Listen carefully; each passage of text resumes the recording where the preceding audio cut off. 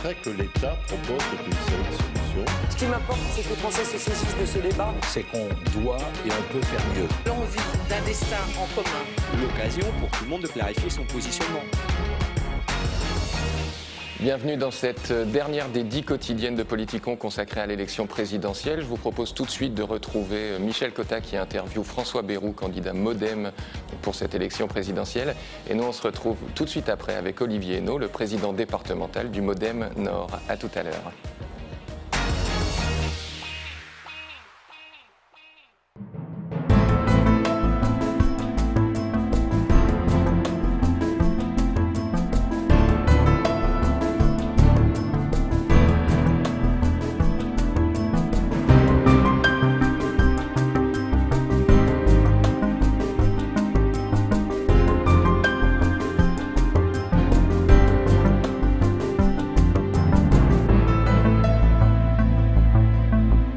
François Bayrou, bonsoir. Bonsoir. J'ai sous les yeux votre livre-programme La France solidaire et vous faites le constat évidemment d'une véritable urgence. Ça c'était le titre de votre livre précédent, mais l'urgence demeure. Alors vous dites qu'il faut ouvrir les yeux sur la situation du pays, mais est-ce que vous pensez que les Français ont envie qu'on le leur ouvre? Bon, ça c'est ce que disent la plupart des observateurs. Au fond, quand ils constatent le gouffre qu'il y a entre ceux qui arrivent sur nous et la campagne présidentielle, qui est absolument incroyable de légèreté, de n'importe quoi, de laxisme, de promesses totalement illusoires, où les deux candidats principaux et quelques autres annoncent des chèques, un carnet de chèques ouverts dont ils n'ont pas le premier sou. Alors il y a des gens qui disent, oui, mais peut-être les Français n'ont pas envie de savoir la vérité. Les Français ne peuvent pas savoir la vérité parce que le système politique et médiatique la leur dissimule. Et comment demander à un peuple d'ouvrir les yeux sur la réalité de sa situation quand on lui dissimule sa situation ?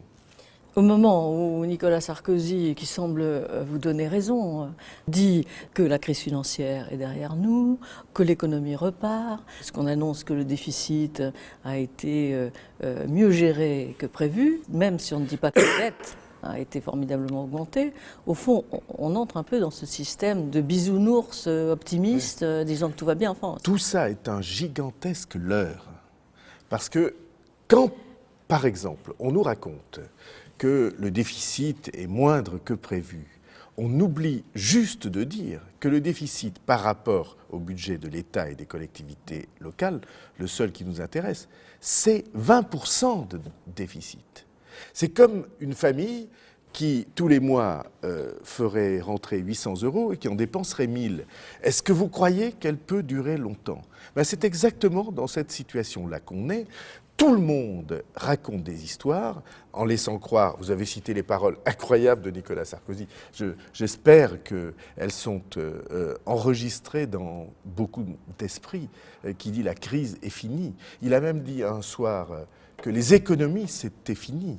Mais comment peut-on à ce point être loin du pays? Il y a dans tout ça, au fond, dans les deux attitudes, qui sont celles de Hollande et de Sarkozy, qui promettent des dépenses à tout va, comme si on avait de l'argent pour le faire. L'un et l'autre également. L'un et l'autre, oui, l'un et l'autre. Hollande un peu plus de dépenses et Sarkozy devrait avoir l'expérience qui lui interdise.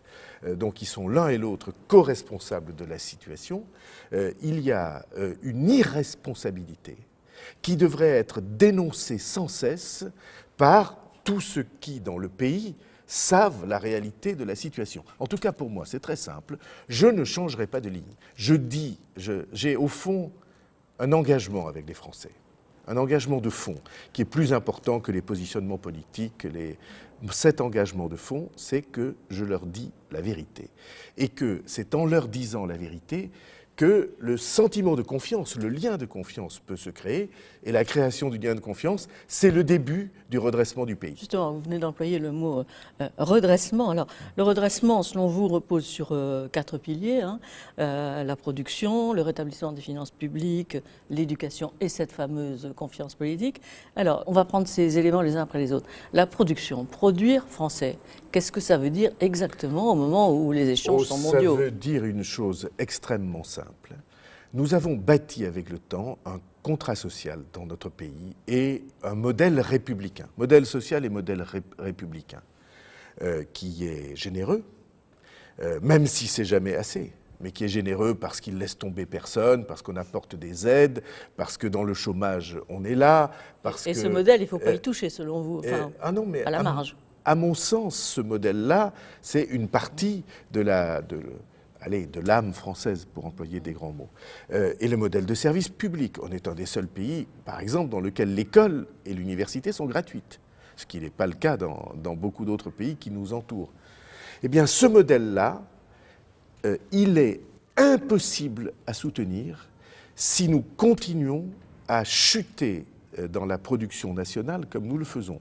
Parce que ce dont personne ne se rend compte et que personne ne dit, c'est que la totalité du financement de tout ça, des services publics, de la sécurité sociale, de la santé, des retraites, des allocations familiales, etc., tout ça repose uniquement sur la production en France. C'est les charges sociales qu'on paye sur le travail qui alimente la sécurité sociale, c'est la CSG qu'on paye sur tous les revenus nationaux qui alimente, et donc il est du devoir d'un chef d'État de dire « je veux mon pays prospère, et comme je veux mon pays prospère, je veux que dans mon pays, de nouveau, on réenracine la production ». Quand on est l'immense pays que nous sommes, on sait faire des avions, on sait faire des hélicoptères, on sait faire des satellites, on sait faire des lanceurs, on sait faire... Non, on les fait chez nous. On sait faire des lanceurs, on sait faire du nucléaire, on a un niveau en automobile qui est assez bon malgré la chute, en pharmacie,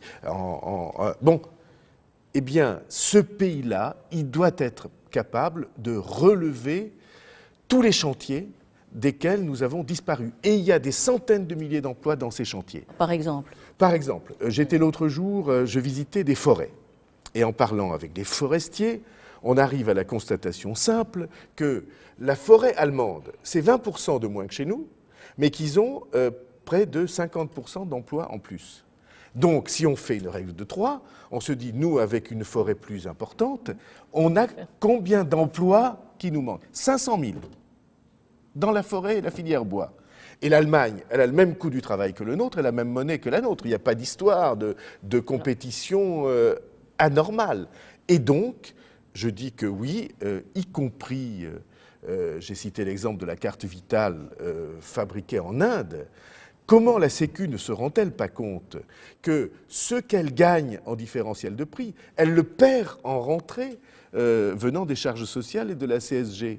Et en réactivité, parce qu'il faut des mois et des mois pour refaire une carte vitale à l'autre bout du monde, il faudrait quelques heures pour la refaire chez nous.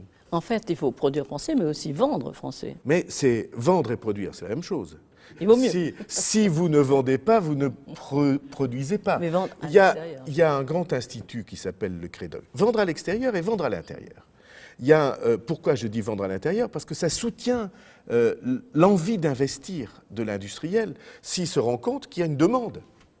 Il y a un grand institut qui s'appelle le CREDOC qui a fait une enquête pour vérifier que 60% des Français seraient prêts à payer un différentiel un peu plus cher pour avoir des produits fabriqués en France et de meilleure qualité. Encore faut-il le leur dire.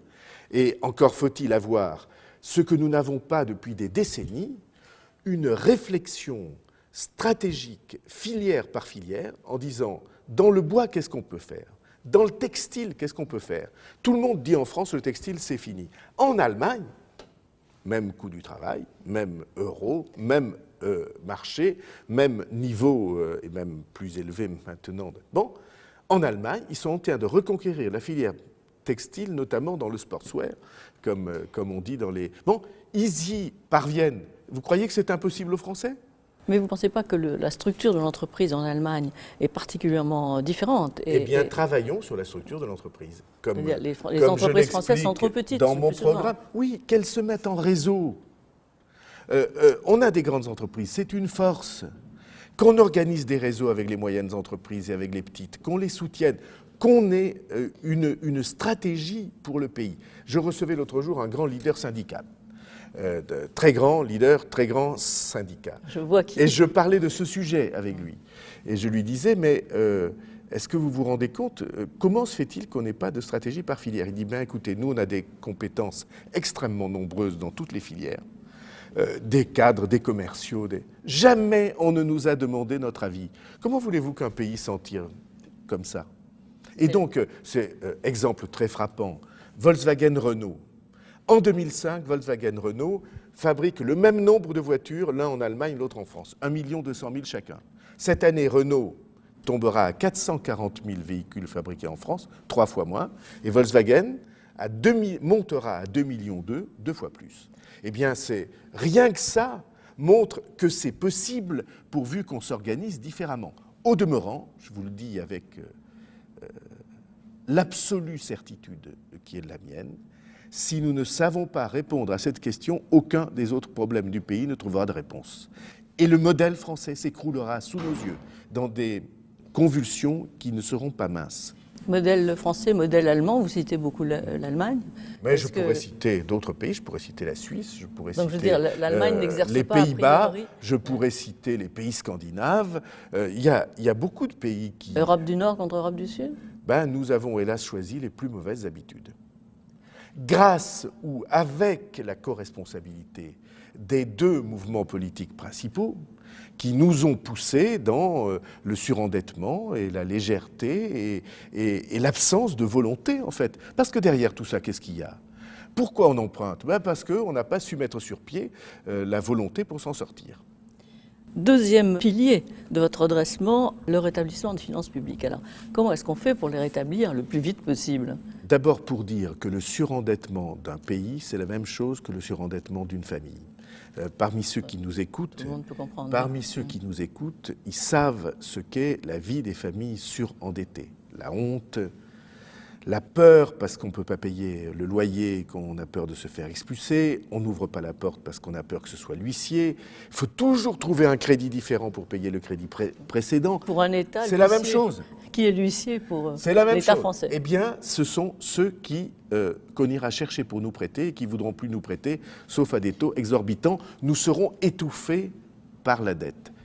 Comme vous le savez, aujourd'hui, la totalité de l'impôt sur le revenu payé par les Français ne suffit pas à payer les intérêts de la dette. Voilà la situation dans laquelle nous sommes. Donc il faut en sortir. Qu'est-ce qu'il faut faire? Il faut dépenser moins et que ça soit supportable pour le pays, et il faut rééquilibrer les recettes pour que le déficit disparaisse en 2 ans. Et 2 ans. J'ai été très heureux de voir que la Cour des comptes, dans son rapport, au fond, exposait le même scénario de sortie du surendettement qui est le mien. Alors, quelle est cette sortie? On a dépensé l'an dernier une somme publique astronomique. Sécu plus État plus collectivité locale, c'est incroyable, mais c'est comme ça. C'est 1150 milliards d'euros. Eh bien, il suffit de dire, l'année prochaine et l'année suivante, nous ne dépasserons pas cette somme-là. Nous nous fixons comme règle. On aligne tout nous pendant nous 2 ans. fixons notre règle comme règle pour le pays, sauf dans un domaine, celui du salaire des fonctionnaires, qu'il faut laisser respirer, à mon avis, au rythme de l'inflation. Mais dans tous les autres domaines, nous ne dépenserons pas 1 euro de plus que ce que nous avons dépensé. Ça voudra dire qu'il faut des réorganisations dans tous les domaines, dans le domaine de l'État, parce qu'il y a des doublons partout. Il faut économiser de la paperasse dont on accable les Français. Il faut arrêter de mettre des normes qui rendent tout plus cher. Il faut qu'on ait un pacte avec les collectivités locales, par exemple, pour que les programmes qu'on devait faire en 2 ans, on les fasse en 3 ans. Et dès l'instant que vous avez cet étalement des dépenses, alors vous avez effacé le déficit et donc vous pouvez recommencer au fond, à désendetter le pays. François Bayrou, on est au 8 mai. Quelles sont vos premières mesures? Vous êtes président de la République, qu'est-ce que vous faites? Il y a des choses qui sont évidentes dans mon programme. Je nomme un gouvernement dans lequel seront représentés tous les courants réformateurs du pays. Parce que ça va de quoi à quoi? Ben, ça va de la gauche réformiste à la droite républicaine en passant par le centre et des écologistes sérieux. Voilà, ça fait un grand pacte. Je ne suis pas l'inventeur de cette formule. Lorsque le général de Gaulle est revenu en 1958, il n'avait pas de parti à lui pour avoir la majorité à lui tout seul, ça viendra plus tard. Et il a dit la situation est tellement grave, mesdames et messieurs, il faut qu'on s'y mette tous ensemble. Donc, je vous enjoins de participer au redressement du pays pour que toutes les opinions du pays aient la garantie que ça ne se fait pas contre elles. Donc ça, c'est la première chose. Deuxièmement, j'organise un référendum de moralisation de la vie publique pour que tous les problèmes qui depuis des années nous asphyxient, le cumul des mandats, l'absentéisme parlementaire, le mélange d'intérêts publics et d'intérêts privés, le financement des campagnes électorales dont tous les ans on voit naître des scandales divers et variés qui jettent le soupçon sur le passé, tout cela on le traite en un référendum uniquement avec du consensus parce que toutes les mesures que je propose, tous les partis, la main sur le cœur, sont venus à un moment ou à un autre dire qu'ils allaient le faire. Eh bien, faisons-le en une semaine. Je désigne des objectifs à l'école en protégeant ses moyens pour que l'école redevienne ce qu'elle n'aurait jamais dû cesser d'être. Et on a ainsi produire, instruire, moraliser la vie publique et sortir le pays du surendettement, les 4 piliers du redressement de la nation que le pays, dans sa volonté et sa conscience, aura choisi. On a l'impression que pendant cette campagne, ce que vous dites, qui est d'une clarté absolue, passe moins qu'aux campagnes précédentes. Pourquoi? Mais d'abord parce qu'on n'est pas au scrutin, ensuite parce qu'il y a des manœuvres perpétuelles qui visent à nous faire croire que cette élection serait jouée et que c'est Sarkozy et Hollande qui feront le deuxième tour. Il se trouve que ce matin est sorti un sondage qui dit qu'il y a 60% des Français qui n'ont pas envie de ce deuxième tour-là. À peine 41 ou 43% qui disent qu'ils en ont envie. Alors, il faut écouter les Français, il faut écouter les observateurs internationaux qui disent « c'est une campagne qui condamne la France ». Un des plus grands journaux économiques de la planète a dit que c'était un déni de réalité et une campagne frivole. Eh bien, il faut une campagne qui soit une campagne de volonté, de force d'un pays qui se relève. Merci François Bayrou. Merci à vous. Voilà, c'était donc François Bayrou avec Michel Cotta. François Bayrou, candidat MoDem pour l'élection présidentielle. Et on se retrouve tout de suite avec Olivier Henno, président départemental du MoDem Nord. Bonjour Olivier Henno. De manière générale, une tendance sur votre ressenti de la campagne? Alors c'est une campagne que nous avons voulu, que François Bayrou a voulu la plus vraie possible. Donc bien évidemment, on décrit la crise telle qu'elle est, les efforts qu'il va falloir faire, des efforts justes, mais des efforts réels pour à la fois réduire la dette, faire en sorte de produire plus en France, de rétablir l'autorité dans l'école avec l'idée d'instruire, et puis aussi de reconstruire notre pays avec la moralisation notamment de la vie politique. Alors tout ça, François Bayrou vient de le dire, hein, ça s'appuie sur un discours vrai, sur la vérité. Alors, est-ce qu'il faut toujours dire la vérité quand on est en campagne électorale? Moi, je crois que oui. C'est une formidable utopie, mais bien évidemment, encore faut-il rassembler le maximum de suffrages, et il reste un certain nombre de jours pour le faire, voilà. Alors le paysage a changé par rapport à 2007. À l'époque, François Bayrou était le 3e homme de la campagne présidentielle. Ça l'avait conduit d'ailleurs à créer le mouvement démocrate. Aujourd'hui, la situation est un peu différente. François Bayrou n'est plus le 3e homme. Devant lui, on trouve Jean-Luc Mélenchon pour le Front de gauche et Marine Le Pen, en tout cas dans les sondages, et Marine Le Pen pour le Front national. Est-ce que dans votre stratégie, ça joue ? Alors, il faut encore voter tout de même, hein. C'est vrai qu'il y a une telle pluie de sondages qu'on a l'impression les gens qui nous regardent là ont peut-être l'impression que les jeux sont faits, mais quand même, faut le dire, pas du tout. Ce qui compte, c'est l'isoloir, c'est l'urne et c'est les résultats de dimanche. Mais en tout état de cause, chaque campagne est différente. Donc, je le redis, le contexte a changé sur un certain nombre de diagnostics. François Bayrou a eu raison. Si on l'avait écouté en 2007, s'il avait été élu en 2007, il aurait pris les mesures et aujourd'hui notre pays serait dans un meilleur état économique, social, financier. Et donc ça reste un acquis puissant. Maintenant, si vous voulez, les jours de campagne, eh bien c'est fait pour expliquer le projet, pour dire ce qu'on propose pour le pays, le diagnostic qu'on fait, quelle dynamique on veut proposer aux Françaises et aux Français. C'est tout le sens de la campagne. Mais il est vrai qu'il y a quelque chose d'assez nouveau, c'est cette pluie de sondages tous les jours. Mais voilà, je crois que notre rôle aussi, c'est de dire aux Françaises et aux Français, réappropriez-vous le choix et ce scrutin, et c'est à vous à mettre le bulletin dans l'urne. Et une autre chose, vous voyez, quand on fait campagne, on fait campagne aussi pour exprimer une sensibilité, pour avoir une influence sur le scrutin. On ne fait pas non plus campagne uniquement pour la gagne, c'est pas ça la politique. Hein. La politique, c'est exprimer des idées, rassembler le plus de suffrages possible pour ces idées, mais avoir une influence sur les choses. Et tout ça, je crois que, voilà, moi je suis assez fier de cette campagne, elle est très honorable. On peut dire que François Bayrou a de l'influence quand même dans le débat, puisqu'il continue à être courtisé par la droite et par la gauche. Enfin, il est pas abandonné à lui-même, quoi. Ah non, on n'est pas du tout en situation marginale. Encore une fois, cette campagne, on en est assez fiers. Je crois que les thèmes qui sont avancés sont justes. La question de produire en France, ça a été repris d'ailleurs par beaucoup de candidats.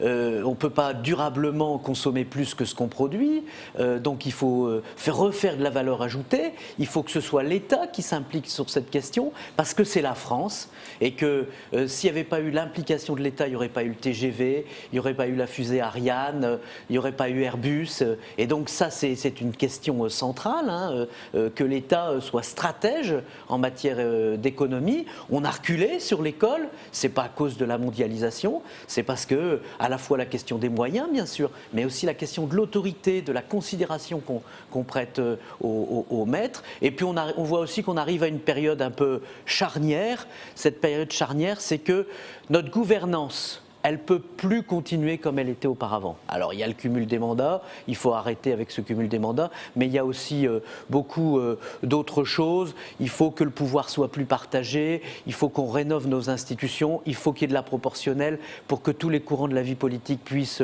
être représentés au Parlement. Voilà, tout ça, ça fait un projet finalement assez cohérent, avec évidemment l'idée d'en finir avec le surendettement de la France, pour ne pas être dépendant des marchés financiers. Au fond, c'est ça, hein, la question d'en finir avec la dette, de résoudre ce problème du surendettement de la France. C'est pour ne pas être dépendant des marchés financiers, pour ne pas être dans leurs mains. Voilà.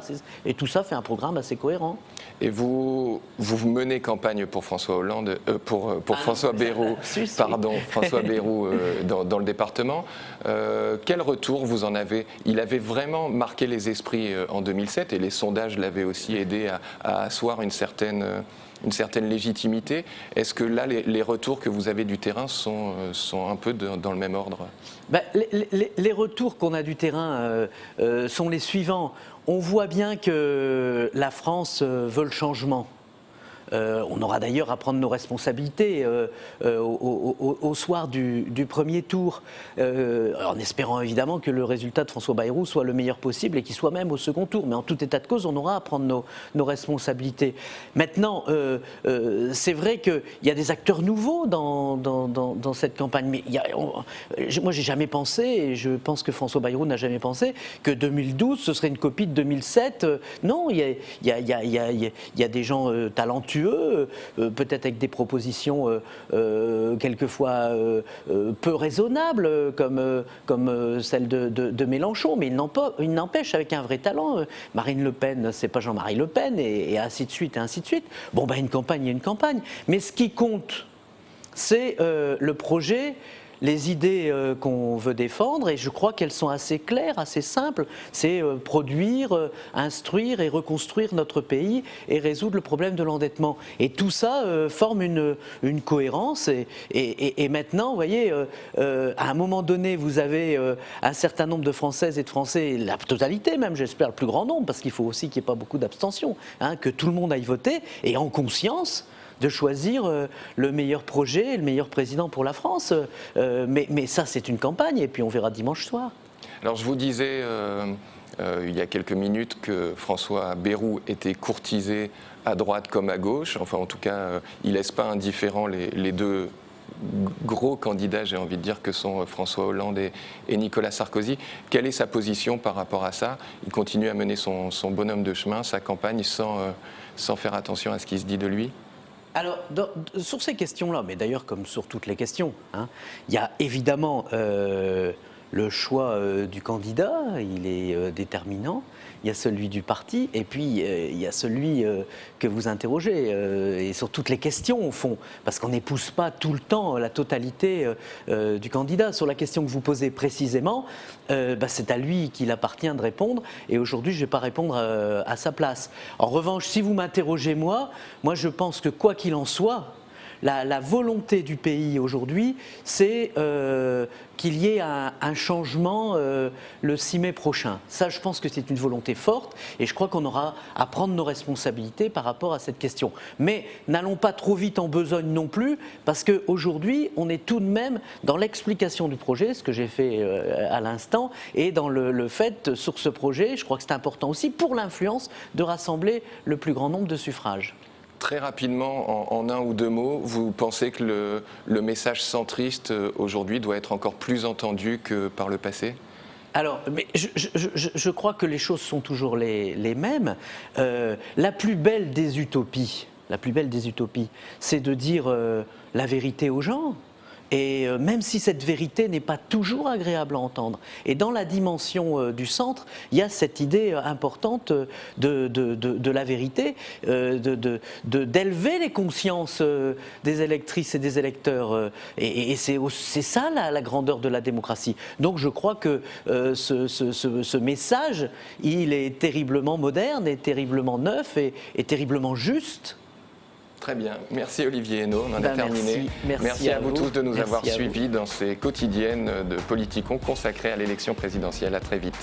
Merci beaucoup.